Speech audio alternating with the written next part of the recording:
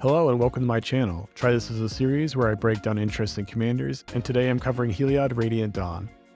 Heliod's front side has an ETB effect that returns a target enchantment in your graveyard to your hand.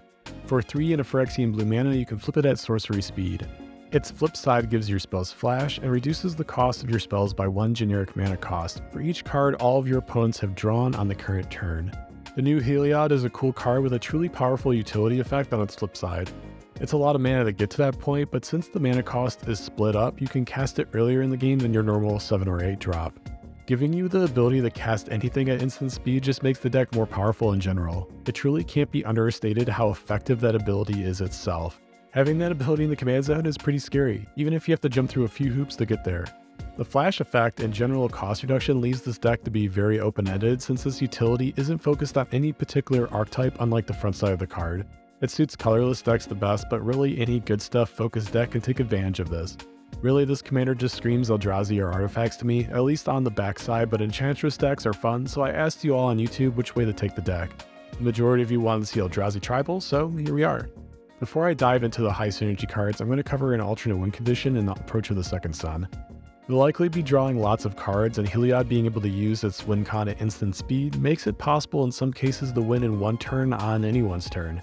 Blue has access to several wheel-like effects I'll talk about in a second, so casting this card and then wheeling will not only get it right back to hand, but also reduce its cost to likely just 1 white mana. I think it's always a good idea to throw in a few alternate win conditions in case your primary win con gets shut down early or often.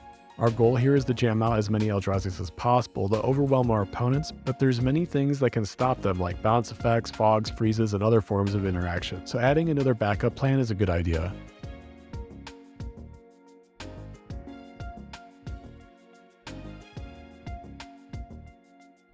Heliod is sort of a light group hug deck. To really capitalize on its cost reduction, we need our opponents to draw lots of cards. Cards like Font of Mythos, Howling Mine, and Temple Belt will not only fill your own hand, but enable your opponents also for the cost reduction.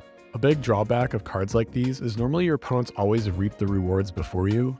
Heliod can give these cards flash while also making them cheaper so we can be first up the bat with the value. Sort of like the advantage of Dictative Crufix. Wheel effects are also great includes for this list. Heliod counts every card each of our opponents have drawn on any given turn.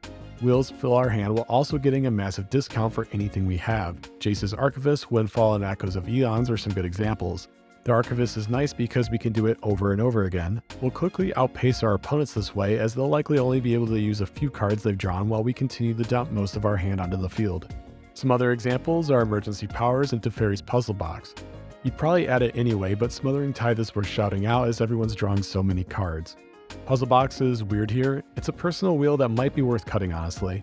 It's very good initially, but really it helps your opponents out more once you've initially dumped your hand. It might be worth cutting for something else. With the enablers out of the way, it's time to talk about the Eldrazis. Starting off with the Bomb Titans, Emrakul, Kozilek, and Ulamog. It's worth pointing out that Heliod's cost reduction doesn't apply to the colorless cost in Kozilek's card. I don't think this will be a huge deal. Rocks like Sol Ring, the Talismans, and most utility lands will generate the proper mana for it. It's just worth pointing out to keep that in mind, but I don't think you'll really run into a problem with this in most games. Eldrazi are powerful creatures with some crazy effects. For enfranchised players, you already know why they're so strong. If you're a new player, I'd recommend just pausing the video and read what they do. They're often very wordy cards, and I'm not going to go through all the edge cases of why each one is powerful, as these cards are pretty nuanced in potential, especially when we can give them flash. Briefly though, Mindslaver effects are brutal and always good, which is why Emrakul is scary. Flashing out, then countering things with Kozilek is rather powerful, not to mention he can refill your hand. Ulamog is an amazing removal effect, while also being hard to deal with and exiles a fifth of somebody's deck on attack. Moving on, the other Kozilek and Ulamog synergize very well with It That Betrays. It's a very scary Eldrazi that brings amazing utility to one of Eldrazi's most hated keywords, Annihilator. For those that don't know, Annihilator is an attack trigger that forces the defending player to sacrifice the given number of permanents. 4 in Kozilek's case. It That Betrays then steals them if they aren't tokens. It steals anything they sacrifice for other effects too, like Ashnod's Altar or something else. Some other utility Eldrazi are Breaker of Armies, Void Winnower, and Deep Fathom Skulker. Many Eldrazi are huge creatures, but they don't have trample or other form of evasion. Breaker forces blocks to help the rest get through, then Skulker lets us draw cards. Void Winnower is a brutal effect that somewhat shuts down your opponents. It makes much of our hug effects useless to them, while still giving us the cost reduction. These are the major players and we can fill out our deck from there. We don't care too much about our mana curve here, as Heliod's cost reduction will carry us somewhat. Desolation Twin, Pathrazer Rulamog, and Artisan of Kozilek are huge expensive creatures, but it shouldn't be too difficult to cast them with the other supporting Hug and Wheel effects. With all these expensive creatures, it's good to add some supporting cards like Darksteel Plate, Wandering Archaic, and Spellskite. The plate is nice to protect Heliod more reliably. Spellskite at instant speed can be a useful trick to dodge spot removal. I've always found Archaic to be more of a protection card than actually copying utility. Players often don't want to hold up extra mana for counter spells and won't counter your stuff, and the same goes for single target removal. It often just draws out board wipes as players don't care if you copy it and it takes away their stuff anyway. I didn't include them in my list, but something like Avacyn and Omniscience are powerful effects we can easily cheat out quickly. Omniscience especially synergizes so well with the flash effect Heliod provides. The Platinum Twins and Angel and Empyrean are also awesome creatures in this deck, since they're colorless and like the Eldrazis we might be able to cast them completely for free.